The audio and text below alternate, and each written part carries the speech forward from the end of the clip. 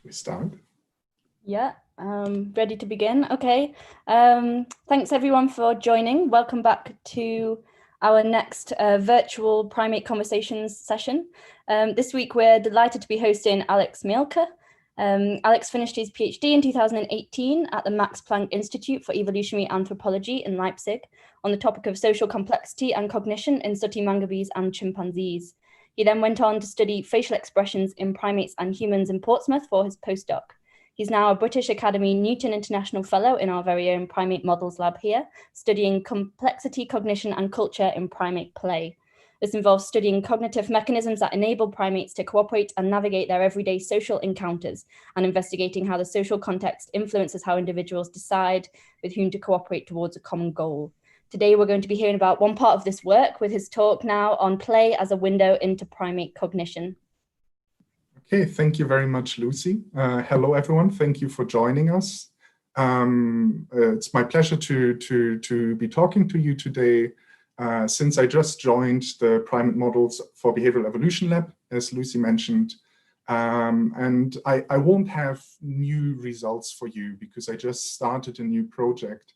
I would rather like to use this talk to explore a bit how we study cognition in primates and where this is heading and how we can probably improve our study of cognition.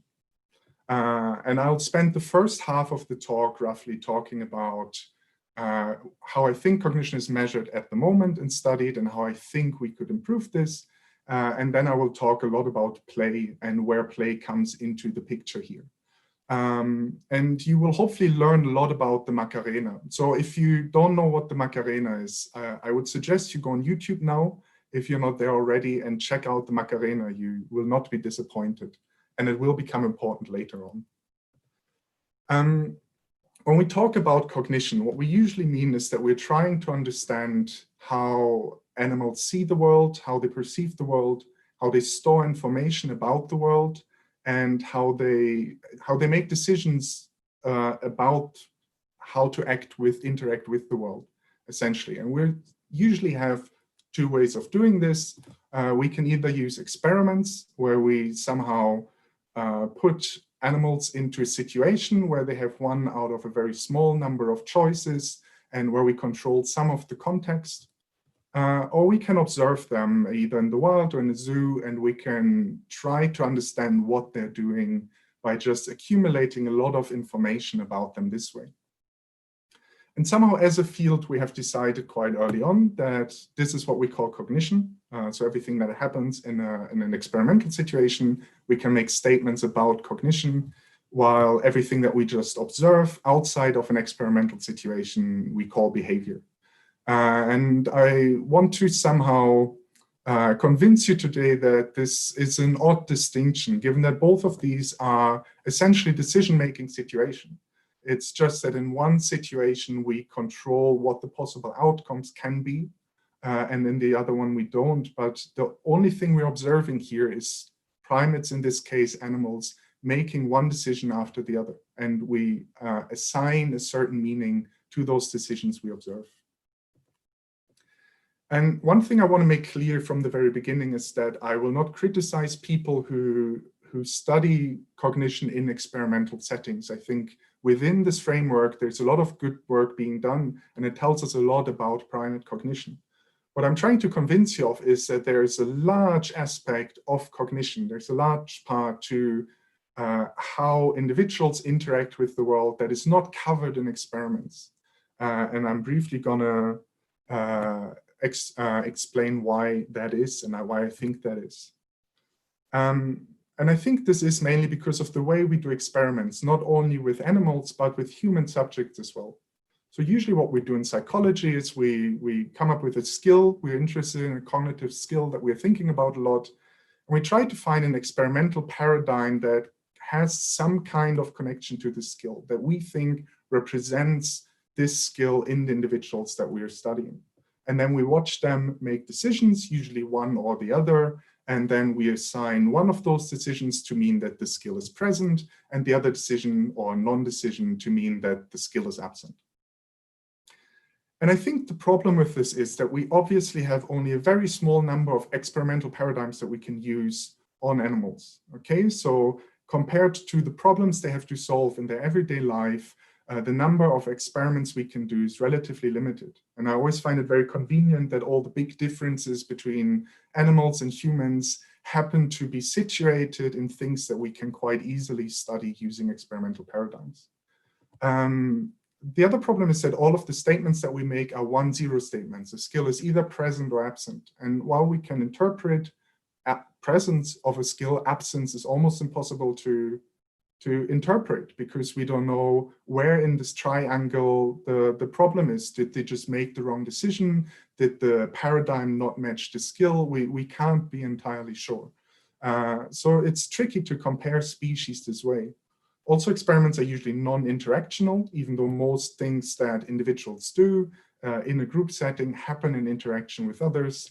And we usually only look at one decision that is being made. Sometimes that decision has to be made over and over again. But usually we look at non-sequential choices and decisions that are being made in these contexts. And I think this can be fine to explore some aspects of cognition, but it falls short for a vast majority of what animals do in their everyday life. And this is done essentially in all of psychology, not only in comparative psychology, because we try to get a very accurate picture of the small world of the experiment. We are trying to bring what animals do or human participants do into the small world of the experiment, and we try to have a replicable result within the small world. The problem is that this does not translate into correct predictions of the real world. And I think this is what is frustrating for a lot of people working in these situations and who work with observational data, is that many experiments make no statement about the real world, or they directly contradict what we observe. So for example, I study cooperation. I work on cooperation a lot. And there are a lot of very intriguing, interesting, smart experiments to study cooperation in an experimental setting. For example, here we have string pulling paradigms, and these are useful to some extent, but many primate species, for example, don't solve these string pulling paradigms very well. And then we have all kinds of interpretations of why that is. They are not able to coordinate their behavior, they are too competitive, and so on.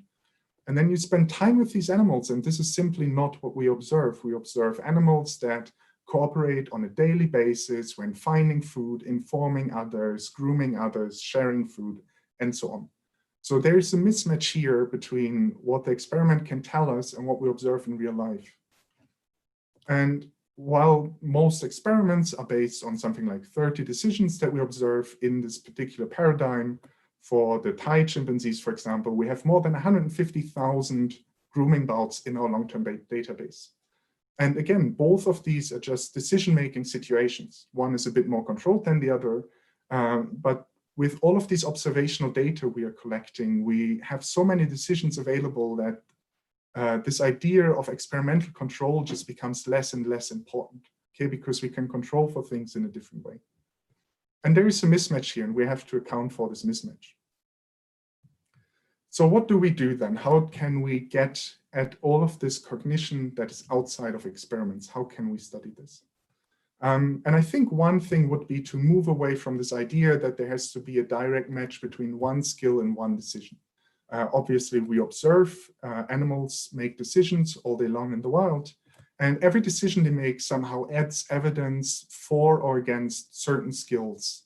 Okay, so everything we observe an animal do means that they have one skill, probably a bit of it, and it means that it's unlikely that they have another skill. We just have different models, and each decision that we see can inform us about every single skill that we're interested in. And animals make decisions all of the time. They make decisions about with whom to associate. They make decisions about how to communicate, cooperate, what to feed on and how to feed on it, about tool use, about travel, about aggression, and so on. We have all of these long-term data sets that we've collected over several years, and they are gigantic, and they're full of decisions. They're full of what we perceive as the decisions of these animals that we are studying.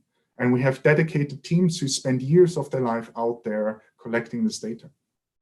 And what we need is a framework that allows us to think about these decisions that we see on a daily basis in terms of cognition, in terms of, okay, how do these animals parse their world and understand it, okay?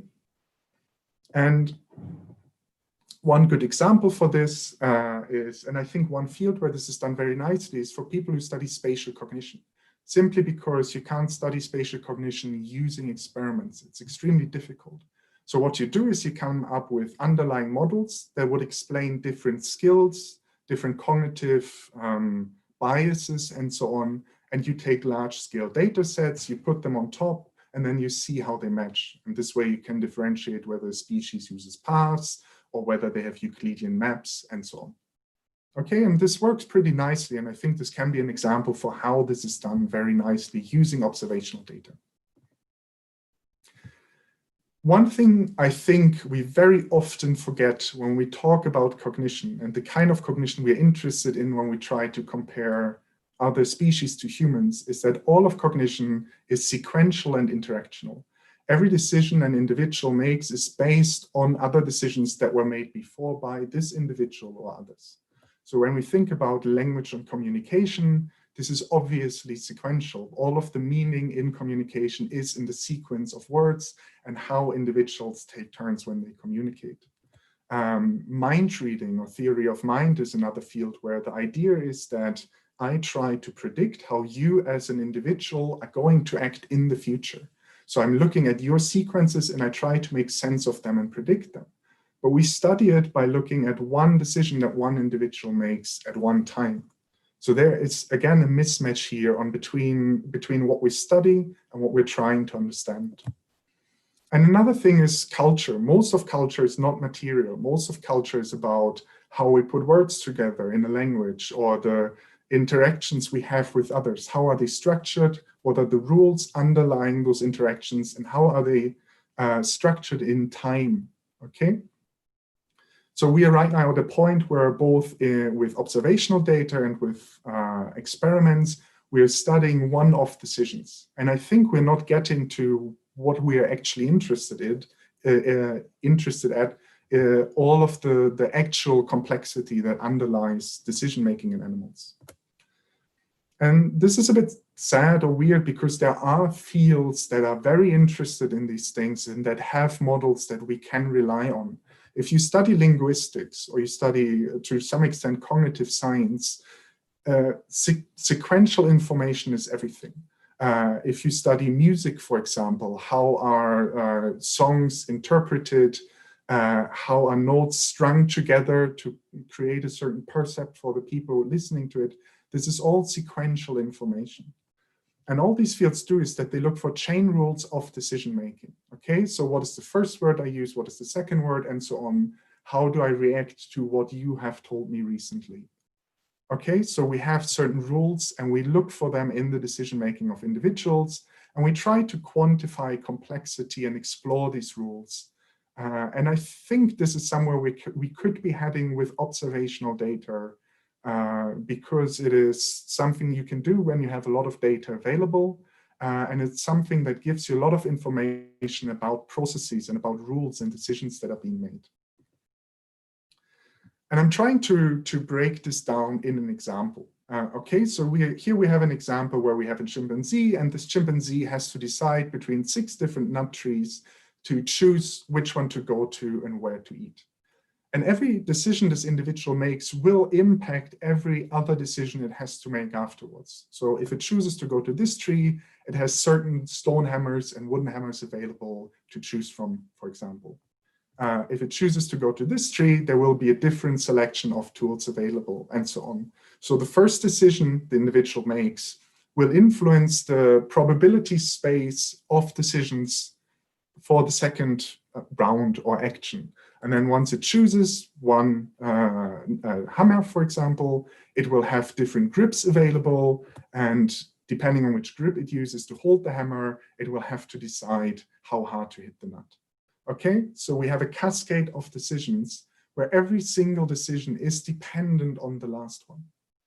And again, this is the same situation we have when we explore language, when we explore communication. And I think we can use similar ideas and similar processes to explore cognition more thoroughly. Because when we have decision cascades like this, what we can do is we can explore how complex they are. So here, for example, we have a situation where the first decision an individual makes determines every following decision. Okay, this is a very simple system because once we know what the first choice is, we know what all of the following choices are.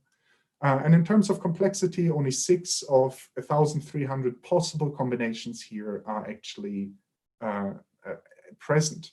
So if we observe this animal 1,000 times, we will not get new information. Every decision we observe will be highly predictable. This individual, on the other hand, will be highly unpredictable because choices somewhat depend on the last decision, but there's a probabilistic element. And in terms of just quantifying it, it's relatively simple. Again, if we want to bring it down to the basics, we just count how many different choices were made by each individual in like 1,000 or 10,000 decision cascades. And we can compare these two situations and we can make a statement that is biologically meaningful and has a very neat interpretation. Okay, so that is the idea. And again, this is not new. This is how we can tell that a child that is 2 years old is different in its language capabilities of a child that is 4 years old or 10 years old or whatever. You know, these models are used quite widely, just not so much in psychology. And what we can do once we have those rules and once we have set everything up this way as a decision cascade where we use a lot of iterations, we use a lot of observations, we can see, as I've shown, how deterministic decisions are.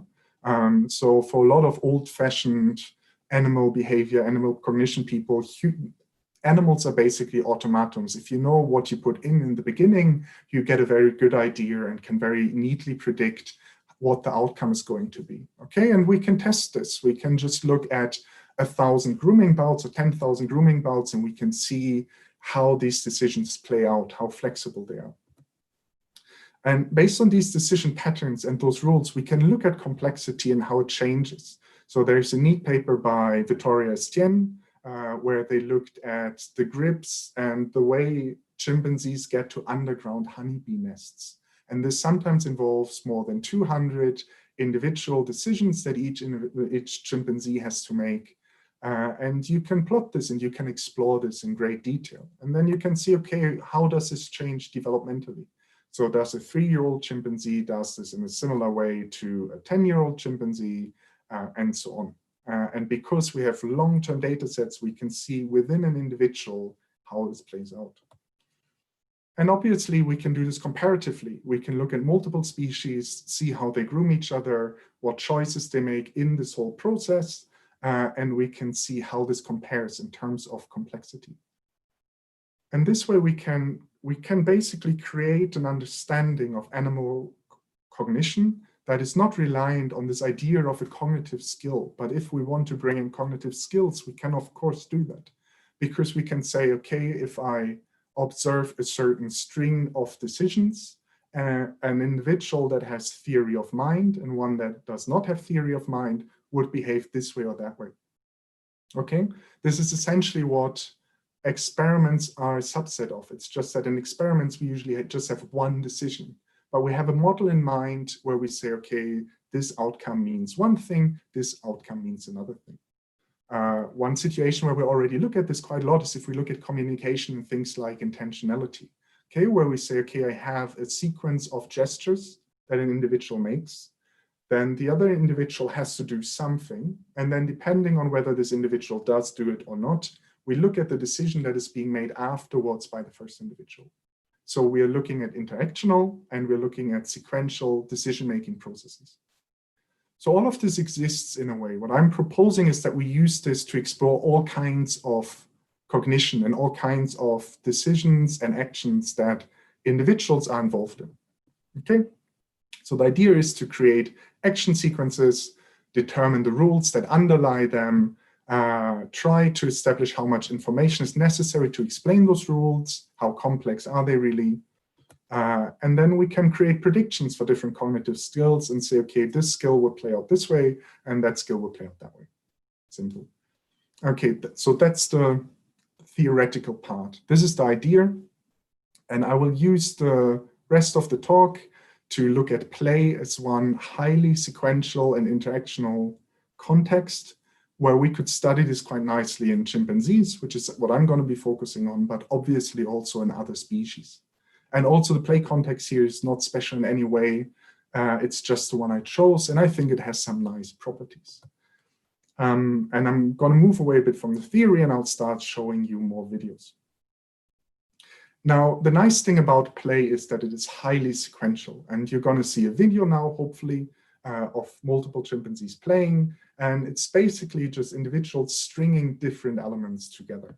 I'll start the video. Let's hope this works. So we have two individuals and they're wrestling, then they hold hands, then one swings around, the other one will start raking the ground a bit, rake the ground, or sand or whatever, and it's going to do a somersault. Up, and there's the somersault, and another somersault. So as you can see already, this is highly sequential. It's just elements of play strung together.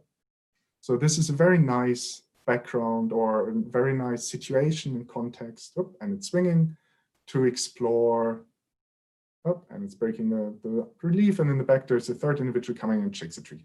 There you go. So it's a very nice context to explore sequences of behavior and the rules underlying them. And the nice thing about play is that play happens in a lot of different species. Okay, there are papers claiming that insects have play.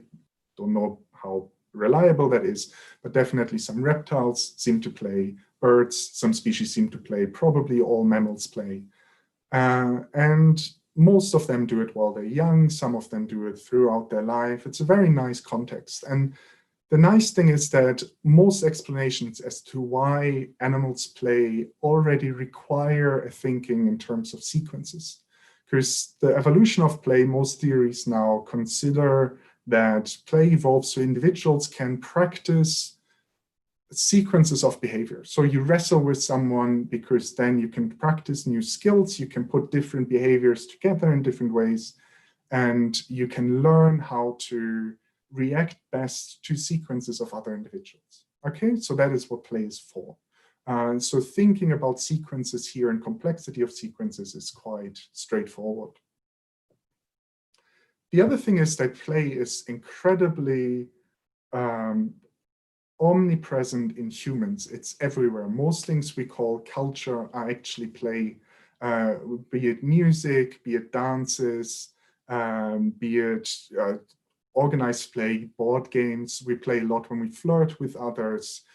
We are probably the only species who keeps other species around just for the pleasure of playing with them.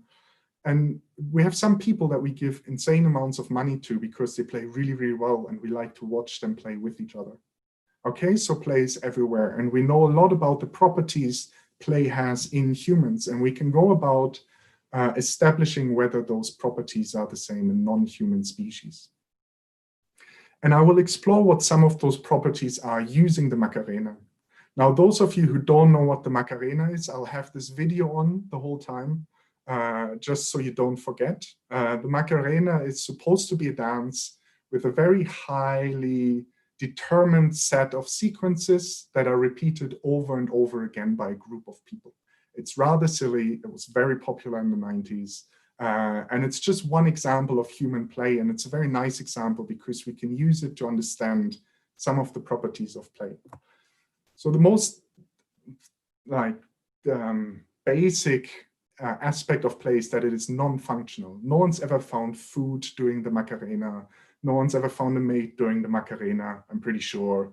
It has no function outside of play. And it is context explicit. So when you are playing, you always know that you're playing. Anyone doing the Macarena, if they still know that they're doing the Macarena, they will be aware that this is play. This is not real life. This is its own context. Play is rule-based in humans. Again, very easily understandable. If you watch the Macarena, it's just the same sequence of events over and over again. And even though most play is much more chaotic, if you so want, there are rules underlying pretty much every play. These rules are culturally transmitted. I'm pretty sure the Macarena was only invented once, luckily. And these rules are usually binding. If you do the Macarena wrong, you are not part of the group anymore. You kind of get kicked out. And if you watch children of a certain age play with each other, most of what they talk about is actually the rule set that they're going to use for the playbout. And they can be very harsh in kicking out those who don't follow the rules. So these rules are binding and they are negotiated. Obviously, the action is coordinated, more or less, depending on how well you are doing the Macarena. And the activity is cooperative. So the Macarena, doing the Macarena by yourself, it's a nice workout, but it doesn't really have any function. Whereas if you do it with other people, you get a nice feeling and a kick out of it, I guess, because it has some bonding effect, as all play has. By playing with others, we feel closer to them and we can negotiate our relationships with them. And those are all properties of human play that are quite likely also underlying animal play. It's just that we haven't looked yet, but it's easy to establish how they could also be true there. And I'm going to focus very much for the remainder of the time on 3 of those properties. I'm going to talk about the rule-based nature, because that's where our sequences come in. I'm going to talk about how this can be transmitted culturally and what we can do with this coordinated property of play.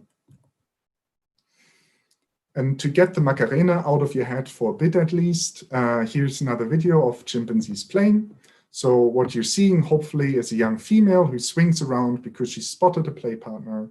She's shaking the branch and stomping, she's pressing, she's jumping a bit, boop, and then she's fleeing. He follows, and they're hooing. She turns around, she bops again, up, and that's it. And again, what you can see here essentially is a string of decisions individuals make about which action to use. And they make those decisions based on what they have done in the past, probably, and what the other one is doing. Unless it's all random. This is possible, but probably, hopefully unlikely. Now, everyone who watches animals a lot films play because it's by far the most joyous occasion. There's nothing better when watching animals than a good play bout, because it's happy, everyone's laughing, it's a joy to watch. And usually if you have a camera around, you film it just because it makes you happy. The problem is that it's also a pain to code and to analyze, because so much is happening at the same time. Individuals are very active. You can usually not see all of it. So even though everyone has videos of this, it's been very poorly understood and coded.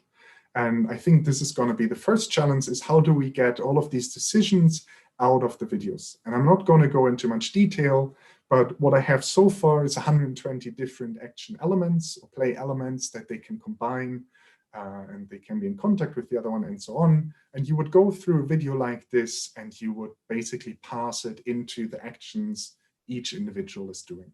Okay, that's how we get the data out of those videos. And I'm very fortunate because I will get a very large scale data set from the Bossou chimpanzees and also from the Chimfunji chimpanzees, thanks to Marina Davila Ross. So I have very large scale long-term data sets available. Now, if we look at the data that is being created this way, if you think about it, the individual first bobs, then she presses the ground, then she jumps, then she flees. Okay, so there's our sequential information. We have actions that take place in time and space. And we also have the other individual doing things that are somehow related to what the first one was doing, again, in time and space. And we can look at this like we would look at a string of conversation, a string of human language, if you so want, okay? Because what we have is we don't only have 4 actions per individual. Usually this goes on for several minutes. So we end up with several hundreds or several thousands of elements that are strung together. And what we do is we just establish the rules of transition between those elements. So if you bob, you can do several possible things afterwards. What do you actually do? Okay, and then we establish probabilities. So this is pretty straightforward. Again, this is very similar to what we do when we study communication or language. And here you can see that bobbing is usually followed by fleeing or pressing the ground. Okay, so there's a limited number of possible things that can follow. But if we look at the combination of slap, ground, bob, we see that the probabilities change. And suddenly, instead of having a rather probabilistic situation, we have one very, very clear rule. The rule is you slap the ground, you bob, and then you flee from the other one. Okay, and if we start looking at hundreds or thousands of play bounds, these rules will become clear, and these different maps of probabilities will become clear. And once we have those, we can start doing all kinds of very neat analysis with this kind of data. And the first thing everyone's probably interested in is how do they learn this? So if we can establish certain rules, if we say there are 100 different games that chimpanzees play, how do they know what is the appropriate game at the appropriate time? Okay, and we can study this because we have long-term data sets where we can observe the same individual throughout their lifetime. How do they change over time in a group? So there are those very nice papers by Susan Perry showing that in Capuchin groups, there are something like social fads or social traditions, where as a kind of play, individuals will put their finger in the other one's nose or in the other one's eye. So there's some form of play that arises in a group, stays on for a couple of years, and then it disappears again. And we can study those things. And we can see how things differ between groups. Because if you think about it, there's no biological reason why slap off the ground and a bob should be followed by fleeing. Okay, like for the success of play itself, it doesn't matter which combination is chosen. The only thing that matters is the other individual understands what you're going to do. They understand and can predict what your next action is. And there's also no ecological or genetic explanation of why two groups should differ in the probability that different behaviors are strung together. And what this does is that re-innovation as an explanation for culture is removed. So there is this idea that chimpanzees, for example, can't have cumulative culture because there's some chimpanzees somewhere in a zoo that can reinvent tool-using behavior, for example.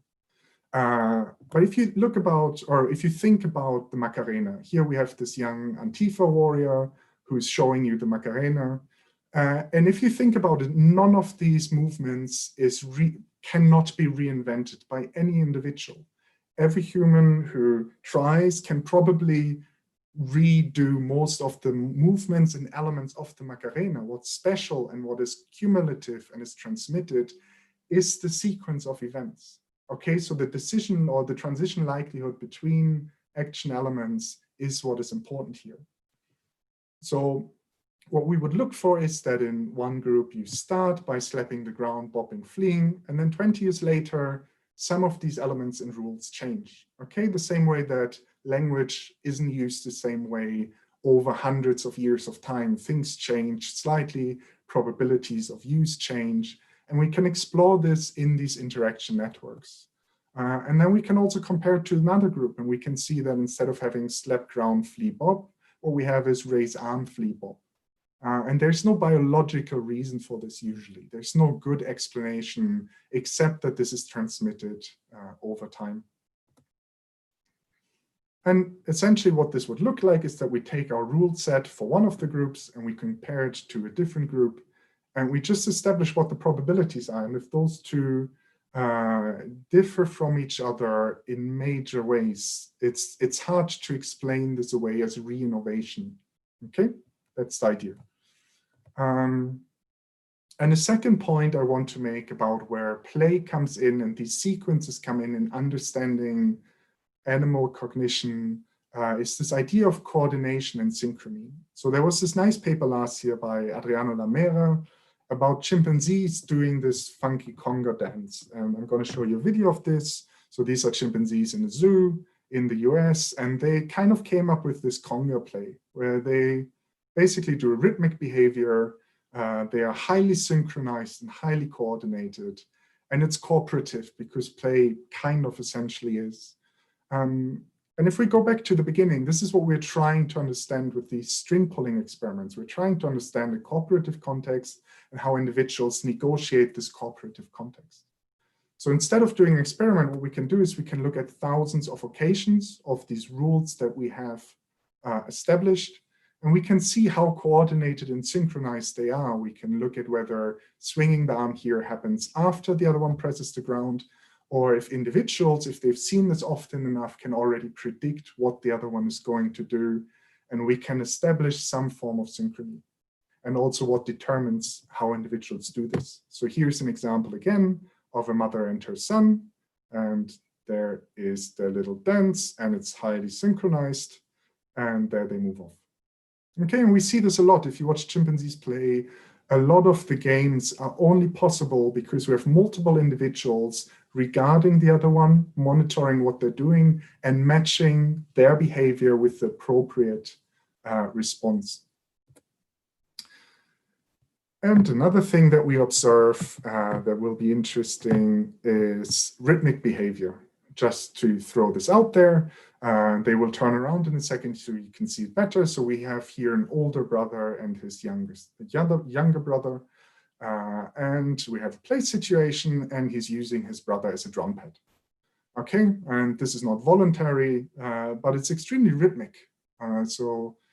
And again, these things happen a lot in play. All of these small little details that we can get at with those videos that we would never be able to understand in an experimental setup. Okay. So as a summary, what I try to convince you today is that cognition is more than just experiments. Experiments are nice, but they don't get necessarily at the core of what we're interested in. I think one way to get about understanding cognition better is sequences of actions and decisions, and this remains largely unexplored. And this is where the complexity probably comes in, okay? And play, because it is so highly sequential and chaotic, presents the perfect context for the study of cognition, because we can do so much with it that we can't do with other contexts that are much more constrained by the outcome that individuals want to achieve. And with that, I'd like to thank everyone involved, everyone who's willing to provide videos, and I want to thank all of you for watching, and I'm looking forward to questions. Great, thanks, Alex. I'm just going to look for the questions. Okay, so the first question is, would you say that primate archaeology is one such instance where we can see and measure cognition that is not an experimental setting?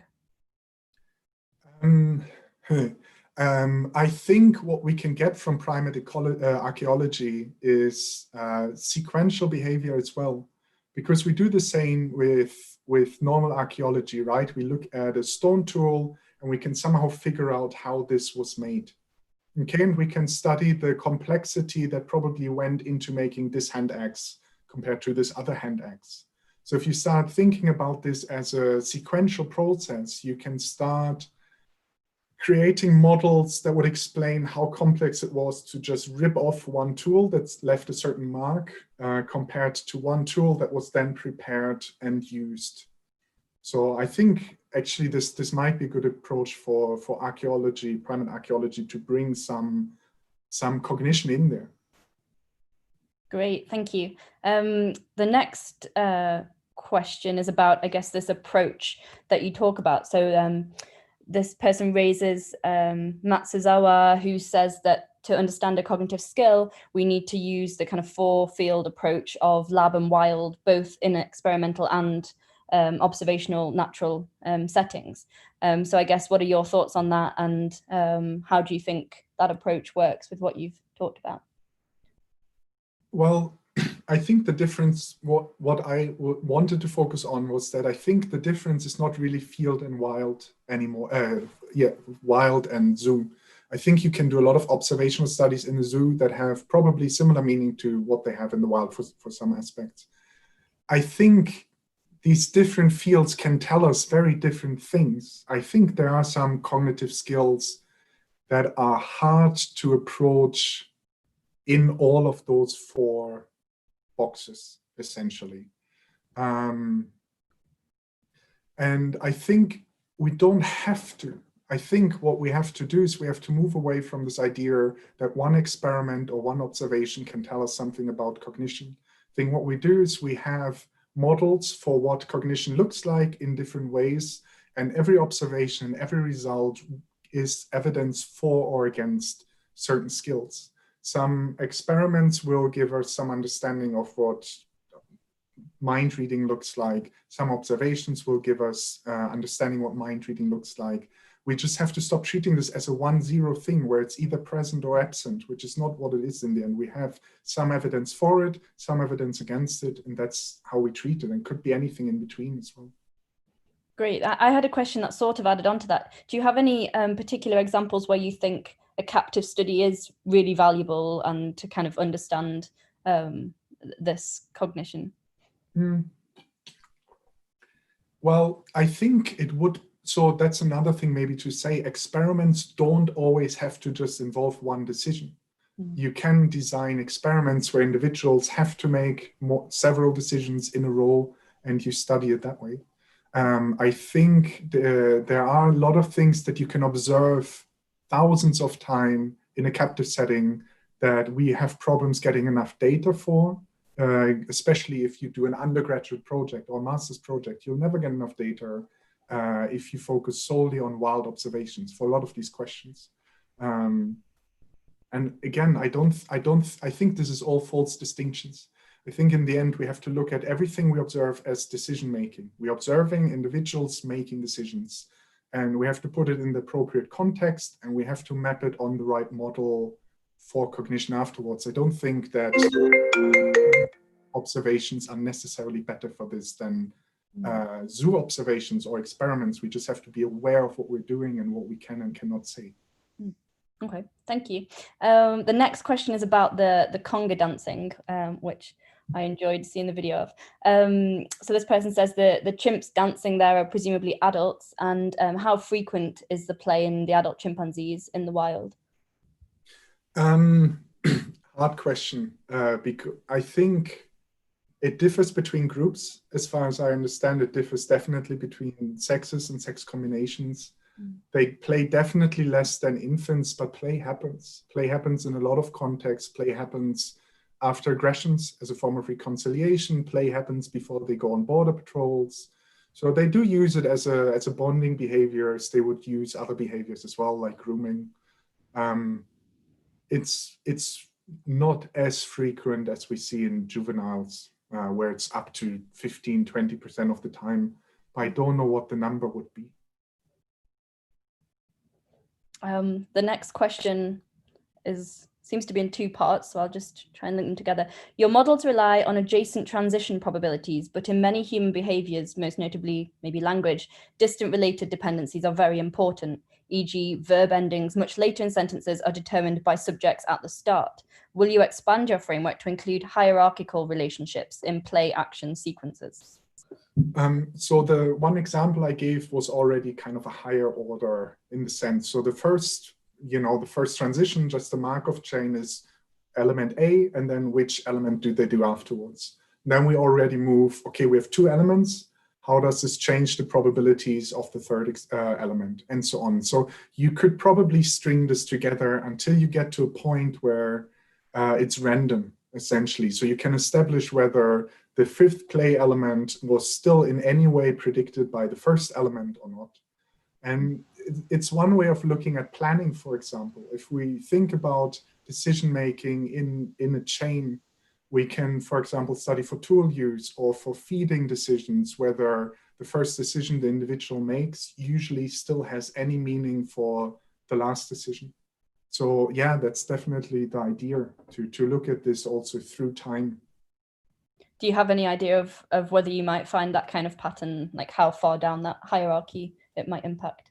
I think for some things, I think within individuals, I think if you look at solitary play, probably more, there are some patterns you see in play where they just do get up, swing their arm, raise their arm. They do things that seem to be part of one fixed sequence.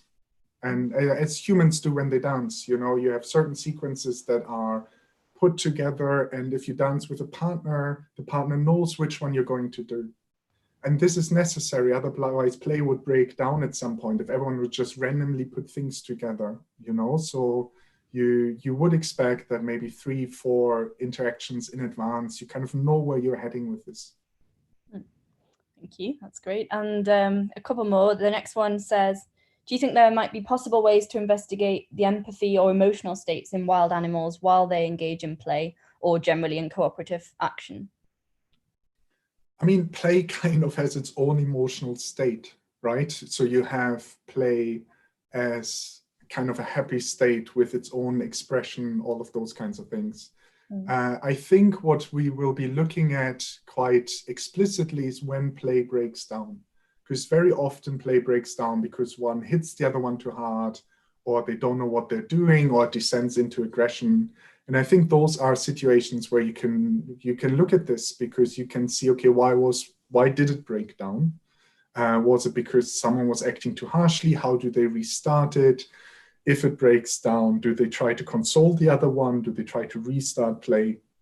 So I think there's quite a lot of potential, I guess, simply because play happens so often. Play also does seem to happen as a form of reconciliation. So you would expect that if a chimpanzee infant has a meltdown and they have their temper tantrum, others might want to try and come over and start playing with them to distract them, which, sounds like a form of empathy to me.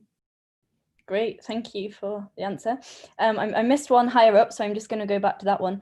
So this person says, fully support the framework, but how do you decide what time frame is sufficient to examine the sequential decision making? Is it 1 day, 1 month, a year, and kind of what are the potential consequences of, I guess, the time frame that you choose? I mean, so right now we also choose a time frame, which is n of 1. We just say, okay, the one decision, that's our time frame. I think you can establish this empirically, kind of tying into the question that was earlier about the chain rules, essentially, in whether at some point a decision is simply not explained on a large scale by what happened before anymore. Okay, I would start by looking at interactions that have a clear start and finish. Play is one.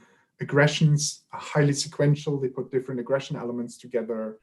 Displays, grooming, tool use, for example. So I would look at things to start with that have a clear start and finish and look within context.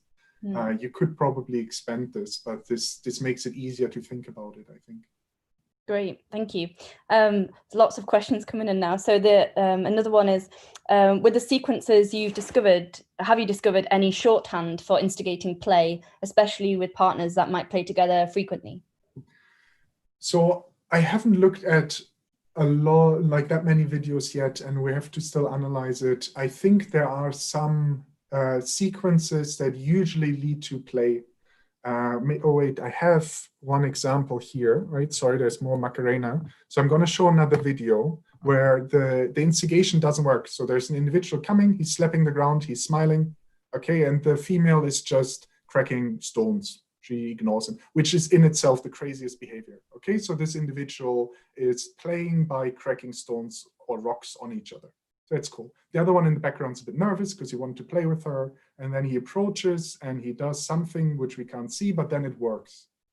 Okay, so we have situations where strings of behaviors lead to play, and we have situations where strings of behaviors don't lead to play. And then we can analyze which ones are successful, and if this is about the sequence, or if this is just about the facial expression, for example, or some other aspect. Thank you. Someone also asks, when you say that human play is non-functional, do you refer to an immediate or proximate function? And what about ultimate explanations, e.g. extending cooperation and bonding? Do they count as an ultimate explanation of function? So usually what we mean is non-functional in the short term. Nothing is produced. The individual expends energy, and obviously they do something for the social life also, otherwise would probably not involve. The individuals learn, individuals bond with each other, they learn how to trust others and so on. So I think there's a lot going on that has a long-term impact. It's the same as grooming. We know that primate grooming probably doesn't do much in terms of removing parasites. All of the benefit is in the long run, in the bonding mechanisms and so on. Non-functional here is simply about this specific moment. It doesn't do anything in the short term. Okay, great. next one says, you talked about individual decisions. What about collective decision making? How can you distinguish individual decisions from those influenced by interaction with the group? Yeah, that's a very good one. I think you could probably look at these two levels first independently. So you would first treat the group as an individual if you're the one that makes sequential decisions. And then you would look at every single decision point every time something changed, for example, or would have changed, but they kept going. And you look at what the individual decisions were around this situation. Okay, and you could probably also do it the other way around. You look at individual decisions and you have your group level movement or whatever as a wider context in your models. But it is tricky because it's interdependent. You can't tease those apart quite neatly, I think. Thank you very much. I think, we're very close to 5 p.m. So I think, and we've had many questions, we might be ready to wrap up now. If that's okay. So I guess with that, thank you very much, Alex, and for answering lots of questions that people sent in, and for the fantastic talk. And thanks everyone else for listening in. And we hope to see you next week, same time, for the next Primate Conversations talk. Okay, thanks. Thank you.